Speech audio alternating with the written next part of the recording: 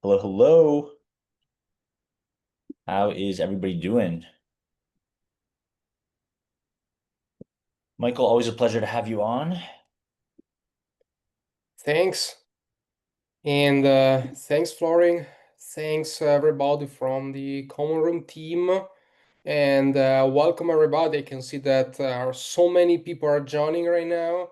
And I think I know at least 50% of you. So because I can see your name, I can recognize you. So hello, everybody. Thanks for joining. Just a couple of minutes that we just wait for everybody to actually join. So, Florin, we can actually start with the today's topic, basically. Yeah, of course. Yeah, I'm super excited about this one. I feel like there's a lot of talk about signals, but we don't talk about like the commoditization of signals and like what signals are actually useful. So, Michael's a legend in the space. He's been doing a lot of GTM engineering, which I have a deep respect for, and he has some awesome clients. So, excited for us to share some learnings here. Great.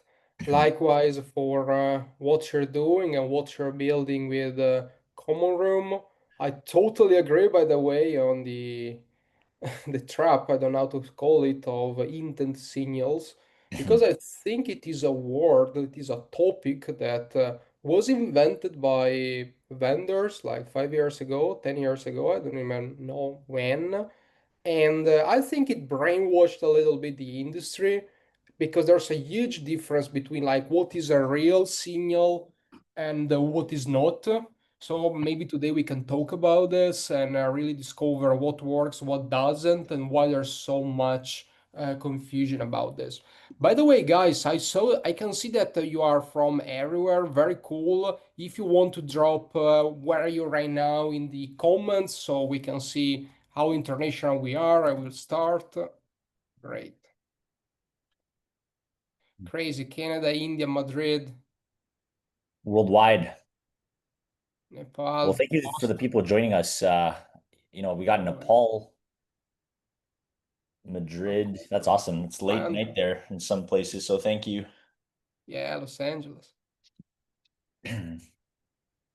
Really cool. Should we start going with the agenda? Yeah, Awesome. By the way, guys, this is gonna be pretty casual. Like I think a lot of webinars, we do have some slides, but I think it's more of a discussion, which to me always seems to be more insightful anyways. But nothing too fancy in terms of like a crazy deck or anything like that. Just some observations we'll walk through. Let me share my screen actually.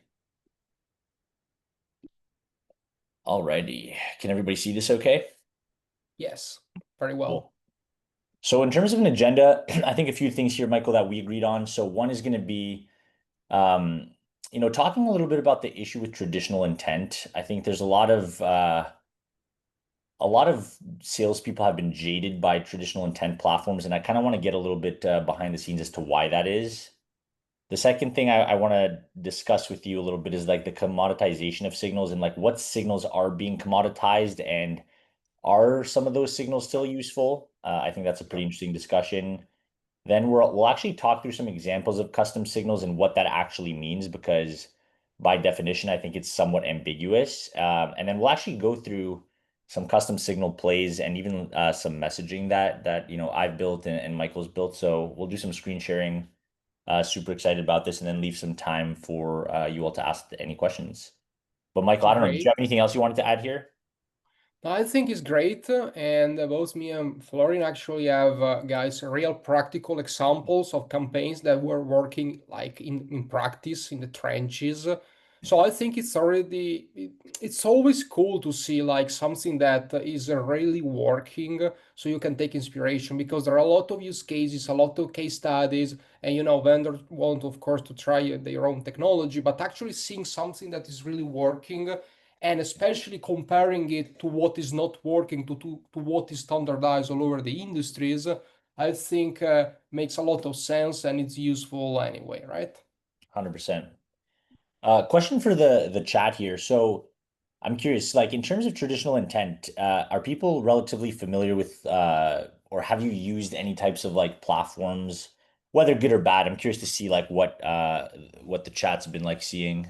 Whether that's like, Sig Sensors, Demand Base, Zoom Info, Bombora. There's a ton of them out there. But what have you And the guys chat, been guys, using? if you want, just leave a Q&A in the chat. Ample Market, Bambora, yeah, Nice. B2B, Trigify, Zoom Info.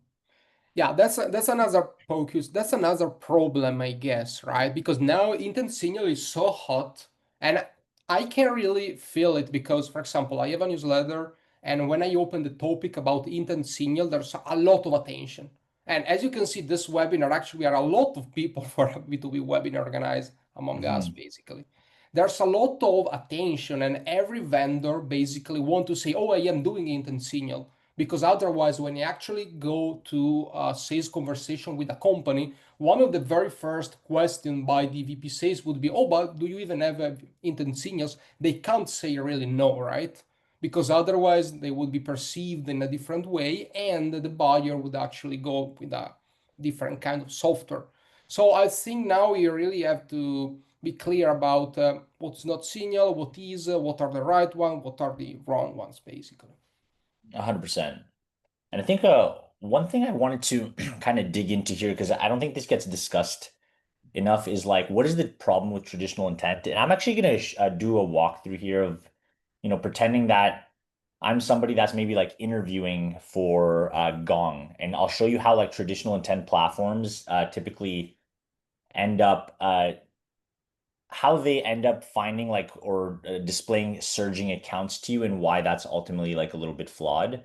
Obviously, there's like newer tools in the market. There's Ample Market, Clay, there's Common Room, there's Pocus, which focus more on like person level signals, which I think is a step above, but we also want to get a little bit deeper than that. But I wanted to give you guys an example. So, by the way, don't quote me on this because I don't know exactly the mechanism of how it works, but directionally, this is generally how it goes. So let's say I'm an SDR manager at Common Room and for whatever reason, I'm potentially thinking of, interviewing at another company. During the interview process, what do you typically do, right? You're going to do your own research, and maybe one thing that you're going to search up, for example, is Gong alternatives because you want to be prepared for that interview. You want to know exactly, if a question comes up about competition. Anyways, you want to be well researched. So, me as the SDR manager at Common Room, let's say I click on a link here for the 12 best Gong alternatives, right? The way that traditional intent platforms work is they will actually pick this up as a signal. They won't tell you the person, but they'll tell, let's say, a Voma who has in let's call it some form of intent that, hey, the account of Common Room is now surging because somebody there is searching for Gong alternatives. That now gets pushed into marketing campaigns and ad dollars are spent.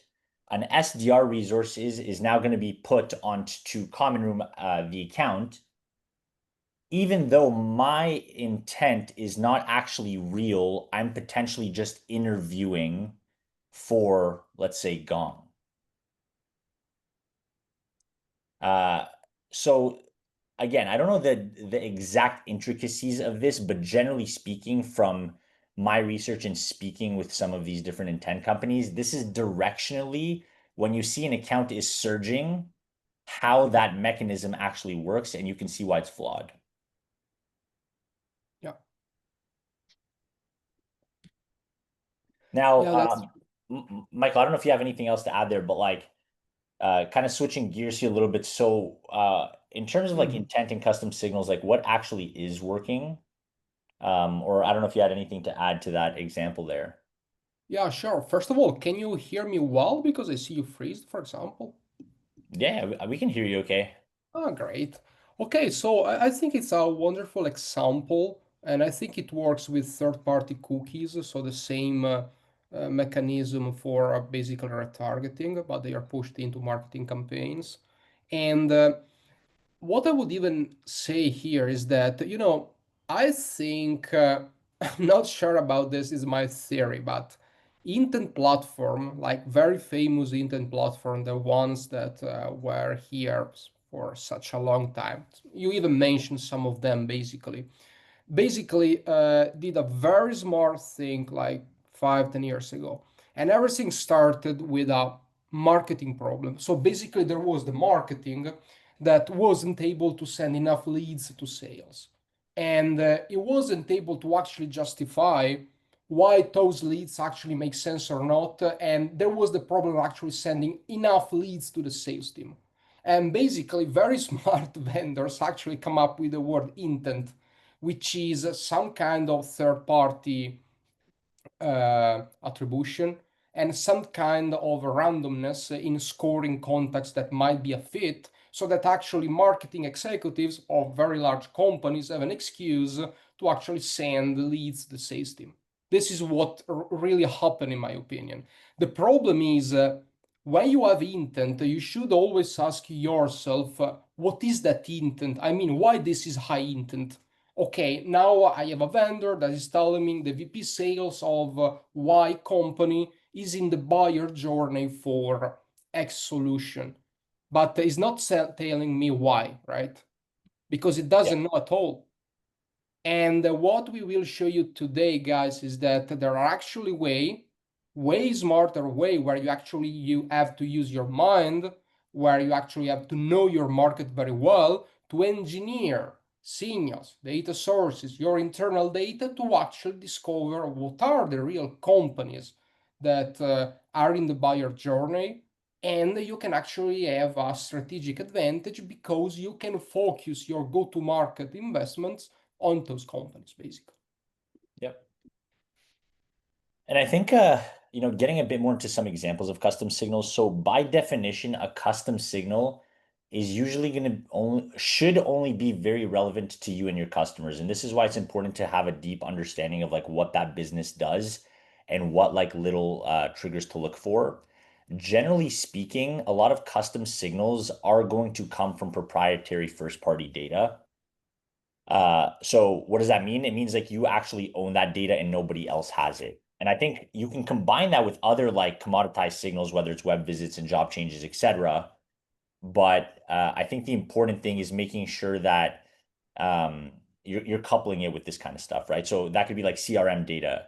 You have your own, as a company, your own notes, your own call transcripts and conversations that you've had with people. You have information on webinars, and even, for example, now it's like who's commenting and like talking about various things, right? So Ryan just made a comment. Technically, that is proprietary data that now with AI, I think we can use and scrape that to have more relevant outreach. Uh, Data warehouses and product usage data, web traffic. Again, you own that. The people that are coming on your website, if you can de-anonymize them. Product usage. Are there spikes in specific functionality? Um, Job changes of habitual users, right? So habitual users or champions, those are your customers. Nobody else owns that list, right? And then I think another big one too is like, own communities, whether that's Discord, Yeah, whether that's on Slack. I think for like open source companies, and it's actually one of the plays I'm going to show you. You can look at GitHub repositories. So there's a lot of examples here that we'll walk through, but this is the most important thing, that you like at least couple it with information that only you have, because by definition, that makes it more custom. great. And just maybe a couple that I would add, and this, Yeah. of course, is great. And I think it's really a combination between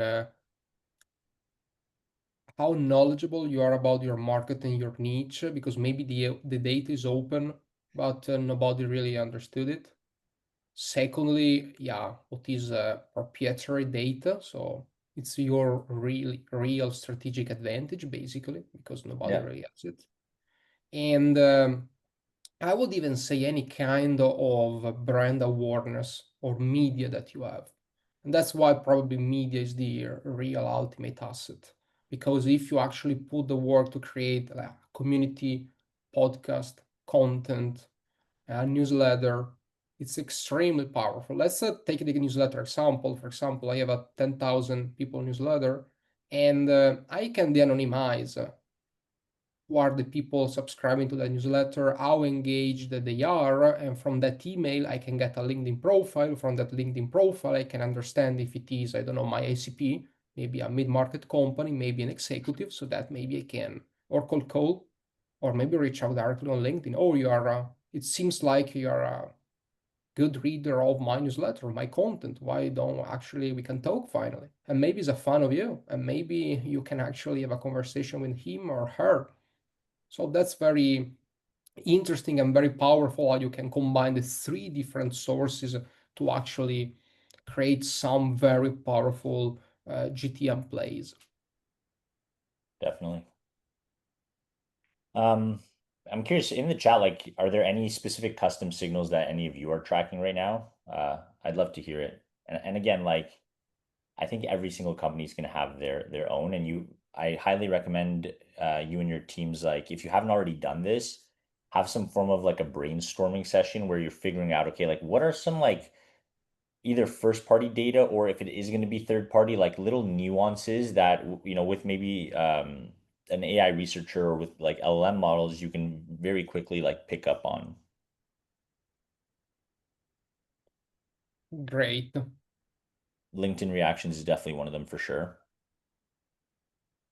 Yeah, LinkedIn signals, I guess, in general, actually is very, in my opinion, is very confusing sometimes because uh, if you talk about a topic, it's not really said that you're interested in that topic. I found more success in finding like the engagers of a very specific things. For example, let's say that you are selling SEO services, you're an agency or you're a platform, and you actually track 15, 25 different influencers, creators that are very vertical on SEO. And you only get the engagers. And from the engager, you filter for your ICP. Maybe they are not a lot, but I'm pretty sure that those people are actually decision makers, at least interested in that channel. At least they want education, they want to get educated, maybe in the buyer journey. Hmm. Yeah, it's a really good point. So, Michael, let's do this. Like, why don't we go through some examples? Um, Great. I'm already sharing my screen. Maybe I'll start with one and then you go next. Please, sure. Awesome. All right. So again, we're talking about custom signals here, so I'm not going to show you the standard stuff. This specific thing is not going to be relevant to everybody, but again, like the whole point is I'm going to show you like how we would orchestrate this. Well, we're doing it in our own platform common room, but again, there's like different platforms you can do it as well. I'm not going to sit here and try to like pitch you it, but I did want to show you generally how this works for us.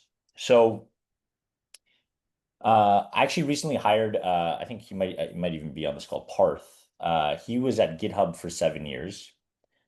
And in his interview, he actually built out like a play that I thought was like super interesting. And then we actually ran it at scale. And it's been getting us like an 18% reply rate. So for context, we work very well at Common Room with companies that are open source because open source companies want to get signal from other GitHub repositories. So a GitHub repository, for the people that don't know, it's essentially like a repository or a code base that anybody can access, and developers like are building code on top of it and reacting to it and etc. So we want to know within our target accounts what repos would be interesting to them, right?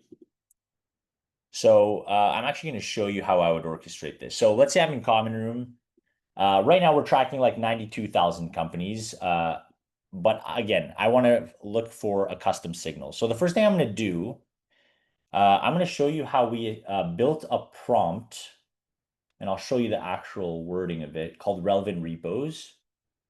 So what I'm asking the AI agent to do here is essentially go and find me from every single target account a list of open source projects, and we named some famous or very like hot ones, and tell me if they're going to be relevant to my account list, and we're referencing it, right? So now within these 92,000 companies, I can add a filter here called relevant repos. And then let's say I want to run a play for Kubernetes, which is again a very like hot trending Kubernetes. I think I spelled that right. Repository. So now within my target accounts, the AI agent has crawled the web and found 198 accounts where the Kubernetes GitHub repository would be valuable to them and therefore their sales team, which is who we are prospecting, right? So then what I can do is I can take all these accounts and then essentially like create a play and the output of that play, and again, this is credit to Parth on my team, was a situation where we're telling the sales leaders like, hey, the Kubernetes repo is surging. How are you actually like keeping track of what developers are interacting with it? And then we'll do a screenshot and actually show them accounts from Common Room that are have developers surging in that repo. And this is more of like a value-based play upfront. So this for us is like an example of a custom play where you're using an AI agent to find very specific information that, again, is not something that's very commoditized. Amazing.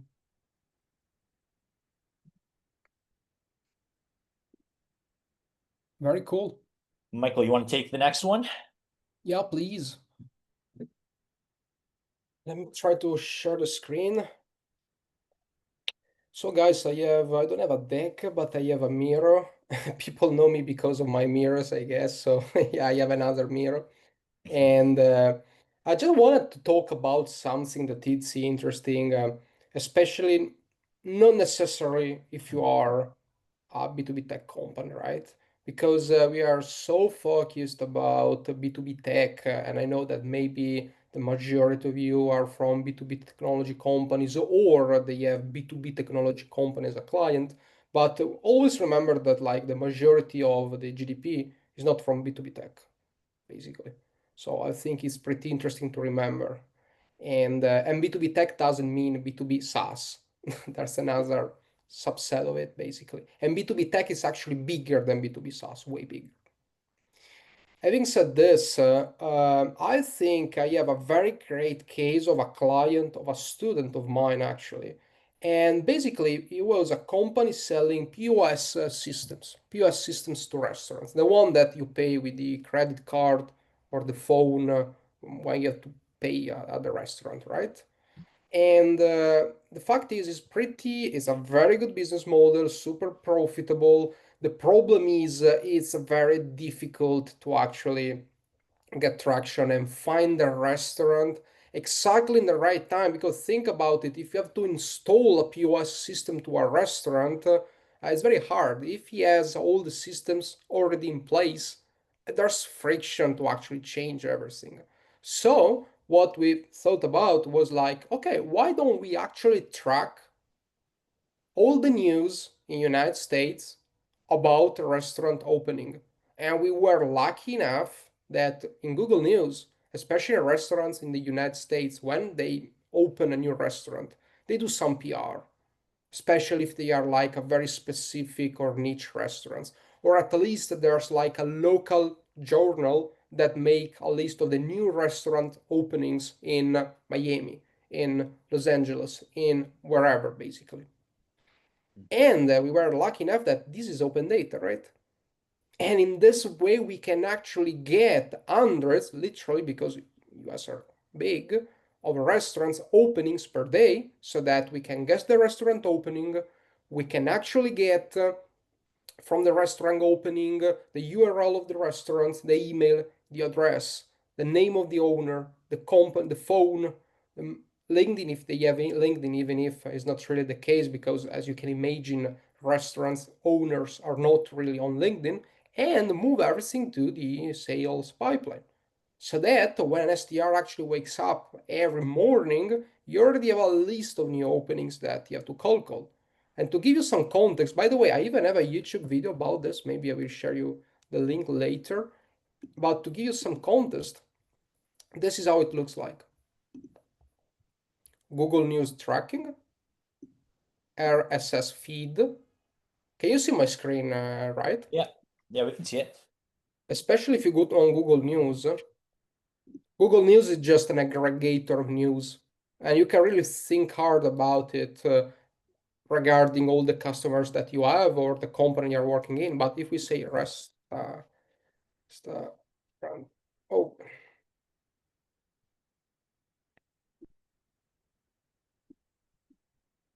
you actually can choose United States, and that's it.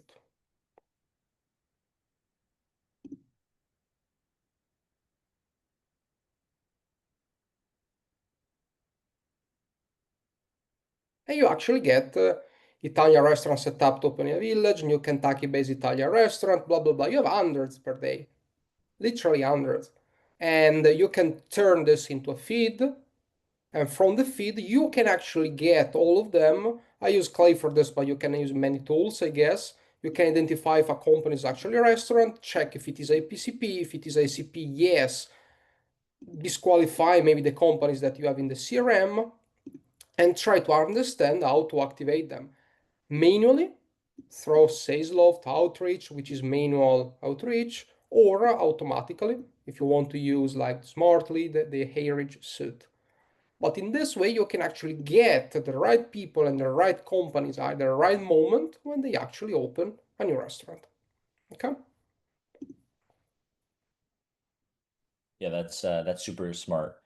So again, and that's not first party like proprietary data, but it's something that's again, it's interesting and it's you're getting that person with a relevant message at the right time before they already like move on with like another POS, right? So that's the Yeah. whole point of this like idea, and you can do that at scale.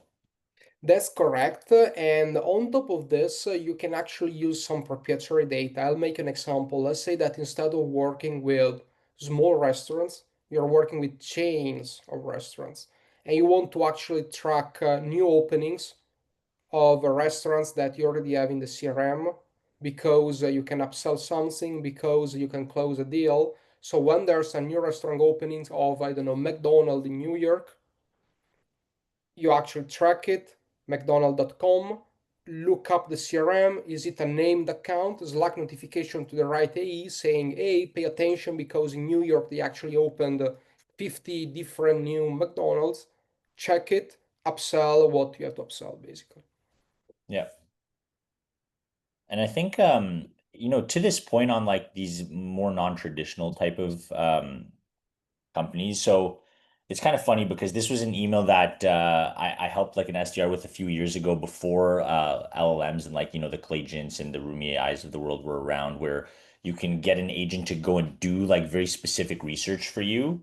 So there's a company that was selling to e-commerce companies. So here's the email. Essentially, Sugarfina sells, I think it's like a candy type of store, and they're relatively big in terms of like revenue. But one thing that we used as a trigger was we would manually actually go and search on their checkout page to see if they were setting prices based off of order value or package and size and weight, right? So imagine a few years ago, you would have to manually go to each site and have a human go and do this for each one of your target accounts. I think the cool thing that we're doing now, which is exactly what Michael was saying, is I can have an agent and built a prompt that says, hey, go and check Sugarfina.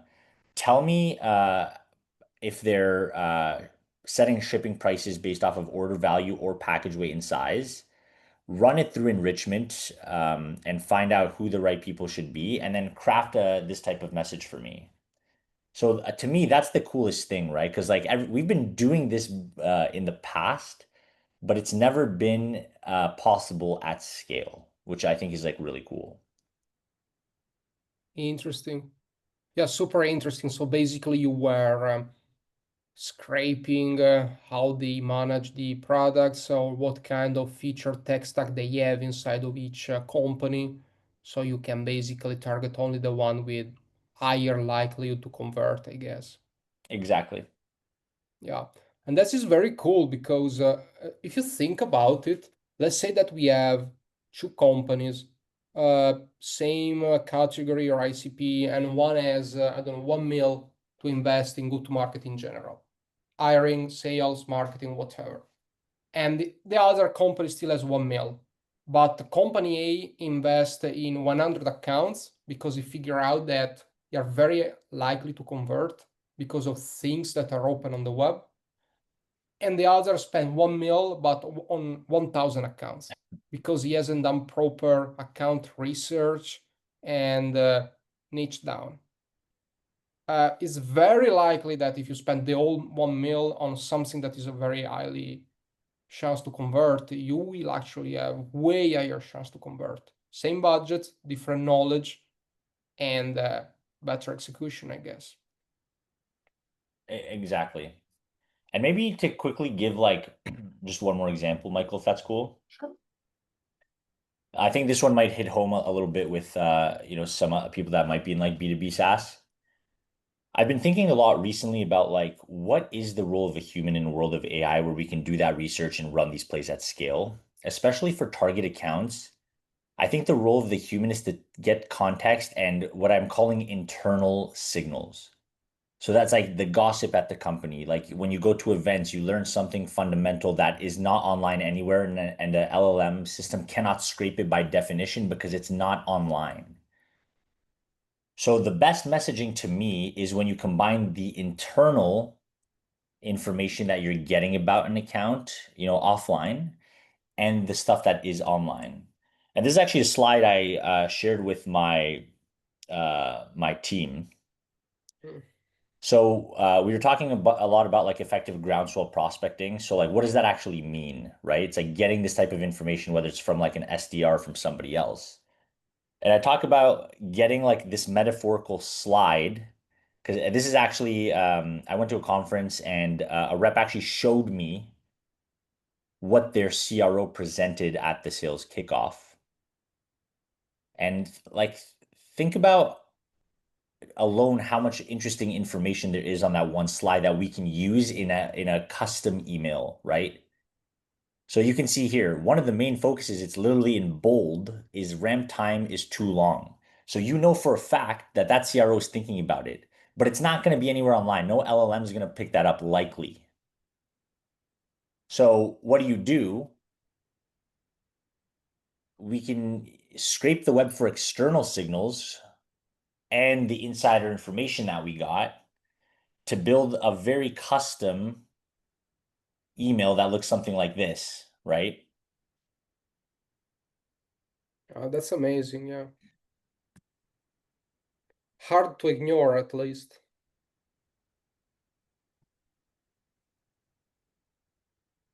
Very cool. Yeah, that's amazing, I guess. Yeah, Not so scalable, but effective. Super effective. yeah, that's what it takes in this day and age. Uh, Michael, I think you said you had another one with like job descriptions. Yeah, correct, which is, I think it perfectly match the idea of trying to understand what is the subset of your TAM, your market that is actually really not just in the buyer cycle or not necessarily in the buyer cycle, but with very high likelihood of buying your products or services. I'll make another real case scenario, which is I work actually with a video sales company, B2B SaaS again, pretty famous company. And we just figure out with the VPs that companies and clients buy video sales only if they are already convinced about it. So there are companies that are already are convinced about video sales and they like it and they are into omni-channel outreach, or they are not. And to companies and departments that are not into video sales, it's almost impossible to sell to them. So how can we separate at scale that sub niche of the market that is into video sales and we can actually sell to them? And I use the same approach. Actually, nothing. Of course, you can use proprietary data because you can get what are the companies that are consuming your content, uh, engaging with you on LinkedIn, in your CRM, etc. But even better to actually give more leads to the sales team, especially very high quality leads, even to named accounts. So to AEs, not just for new business, is actually using a very common signal that was overused during the years, which is open jobs. Everybody's using open jobs if you think about it, so that we can say, oh, I noticed that you're hiring for a VP sales, maybe a fraction of VP sales actually makes sense. Everybody is using the same message. This message gets saturated because a lot of people are seeing it and it stopped working. But actually, job descriptions, guys, it's a huge source of information because in job description you can find things that are not available anywhere else. You can understand companies benefit in hiring. You can understand the strategic initiatives. You can understand tech stack. And in that case, we actually scraped all the open jobs where they mention video sales, video prospecting, video outreach, or omni-channel outreach. So in this way, we can actually tag the right accounts that are into video outreach and reaching out to senior sales and marketing leadership so that we are actually sure that they are actually have to hire for a team and the team actually has to use video sales to book new meetings. How can be done? Easy again, a new mirror, open jobs, filter for ICP, get decision makers, and reach the email. We can understand if they are named account first so that we just send a Slack notification to the right AE saying, hey, the account that you own is looking to hire a new sales team and you're really into video sales. Or if it is a new business, we can send the lead to the SDR team and they can reach out with the exit information. And that's it, basically, guys. Nice. Yeah, I think that plays awesome. I actually love using job listings. I think there's so much information in there. I think a lot of people just use it as surface level. It's like, oh, hey, I saw you're hiring for two SDRs or two product managers or whatever. But if you think about it, a job description is actually telling you a little bit about the insight and strategy of where that company's going. What departments are they investing in? A lot of the times you can find out information about what tech stack they use from that. Are they expanding into new regions? Um, so all with tech, it's like super easy now to like actually scan all of those job listings like very, very quickly. Yeah, Um, and I even have like, just another basic example here with job listings. And this great. is what I'm calling like a signal stack, right? So you're not just saying, "Oh, and I noticed that you're hiring." So imagine you have a job change of a former product user, and then you're looking for job listings that are using, in our case, like we integrate well with Outreach. So we're scanning job listings to see if they're using Outreach. And then you can build some kind of email that's super simple and relevant like this.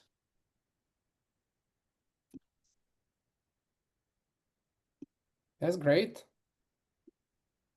Yeah, and job changes actually is pretty good signal, especially past champions to actually drive pipeline. Yeah. Yeah. Okay, there are Uh, some I think questions. there's some questions about like what tools we're using to scrape this. So we use like personally, obviously we use Common Room, but we're not the only platform. So you probably know better, Michael. Like obviously Clay can do it as well, but Yeah, exactly. Actually, there are, I guess, a lot of platforms that can do this. And how and where do you scrape that job description mentioning certain keywords? Uh, Again, you can use any platform, but LinkedIn, right? On LinkedIn, you have open jobs. So from the open jobs, you have a description, and inside the description, it's a simple find keyword, basically. So it's pretty easy. And what tools do you guys use to scrape? Yes, again, there are many. I personally use Clay, but you can use whatever you want. And there's another question at the top.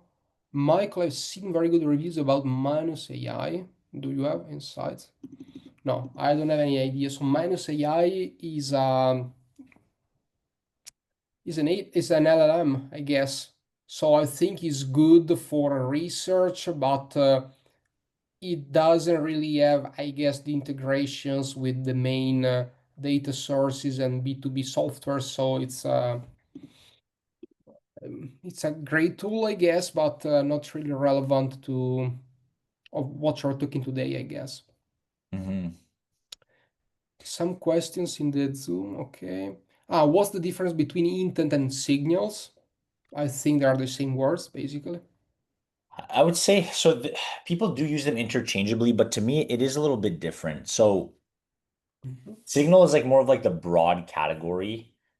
But when I think about intent, so intent is like somebody is actively doing something. They're on your website. They're Mhm. signing up for a trial. They're engaging with like an ad on LinkedIn. There's varying levels of intent, but to me, that's intent. Signal more broadly can be like, for example, a job listing keyword search for are you using, 6sense or outreach? That's not, no one at that account is necessarily showing intent, but you're using that signal to build a relevant message. Yeah, a signal is kind of like a trigger, Arjun. I think that's a good way to think about it as well. Yeah, signal can be noise, intent is real intent of a buyer, basically. Hmm. Makes sense. There's another one, anonymous. Can we have copies of Michael's mirrors boards? Yes, I sent before in the chat like a YouTube video. If you check in the description, you have a link where you can download everything, I guess. And Yeah, that's it, guys. The signal will be similar to triggers, right? Yes. yeah. And then I think, Christina, I know you asked me to kind of like summarize my point on the internal signals. So what I was trying to say there is that like custom signals again are like information that's not readily available like online. So the job for me as like a human in the world of AI is, when you go to events and you're talking to people or like you're getting information or what I call groundswell prospecting, you're talking to like the lower line level. You're getting insights that an LLM can't scrape for online because that information is not online. So the best messaging is actually coupling that kind of internal information that you're getting with AI research to build a very compelling uh, message is the point I was trying to make. And I'm happy to send over this deck as well to everybody so you could see like some of the examples that I had there. Great. Awesome. How are you different from Clay? A question in the chat. I think you're the right guy to answer. Yeah, I mean, there's a lot there. Like we can go deeper into it. I think I would say the main difference for us, like we can do a lot of the stuff that Clay does, but we have like an action layer. So we have an actual workbench where reps can work out of, so you can see like your leads, like every single day. So just to give you an example, maybe. So imagine I'm a rep. Clay's usually pushing enrichment information into like CRM, but for us, it's like every single day I have, a set list of people with various plays or signals that I'm interested in, right? So here I actually uploaded a list of like some attendees from a webinar. I then cross-referenced it with everybody at with the accounts to see like in their job listings, do any of these people's accounts actually mention 6sense? So now I can build a very relevant play and push this into like a sequence that is mentioning 6sense and some information about the fact that they went to this conference. So again, it's like two signals in one. So think of this as like my workbench. Great. That's the main difference. Last one, how you're different from Plena.io. I don't know what is. Actually, I've never heard of Plana. Okay. So I wouldn't know. But yeah, I mean, Great. again, if anybody's like, if that sparked curiosity on what Common Room is, like, feel free to send me a message. But more than anything, like, I hope apart from the tooling of and how you do it, because there's a number of tools you can use, I hope that was somewhat insightful into how we're thinking about like custom signals to break through the noise, really. Great. Guys, thanks so much. If you want to connect on LinkedIn, please just check Michael Saruggia. Happy to connect. If you have some questions, please reach out to me or reach out to Florin. We are happy to actually answer to all of your questions. And thanks so much for having joined. And I hope it was helpful. And I hope you can bring all the insights and can put them into practice so you can have a real tangible results for your lives, basically. Thank you all. Take care. Cheers, guys.